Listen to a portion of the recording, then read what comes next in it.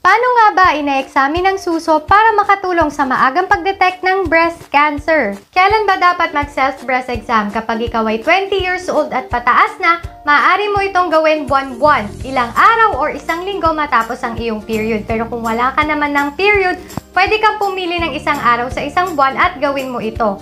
Pero bago ang lahat, dapat alam mo na ang mga bagay na ito ay normaling pwedeng mag-cause ng changes sa ating mga breast. Unang step, tumayo ka sa harap ng salamin ng nakahubad, ilagay mo ang iyong kamay sa iyong bewang, yung muko ng konti, dapat i-forward mo yung balikat mo at yung siko mo, tingnan mo yung anyo ng iyong breast at nipples, at maaari mong pisilin ng bahagya yung nipples mo kung may lalabas na secretions. Sunod naman, itaas mo ang iyong kamay, ipatong mo ito sa iyong ulo at tingnan ang anyo ng suso kung merong pagbabago dito. I-observe mo lahat ng sides ha.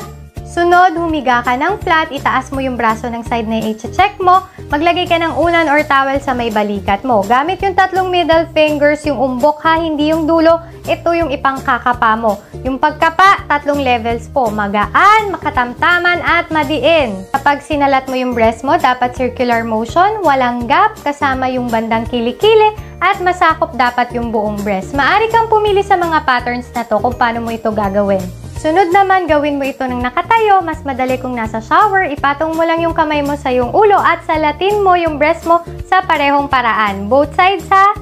Huwag kagad magpanik kapag may maliliit na bukol, usually non-cancerous yan at due to hormonal changes kagaya ng period. Pero kapag ikaw ay may nakapang bukol na matigas, meron ng pananakit, may pagbabago sa balat ng boobs mo, o kaya naman meron ng secretions na lumalabas sa nipples mo, magpakonsulta ka na sa doktor. At laging tandaan, wala pong pantay na boobs, okay? Ingat!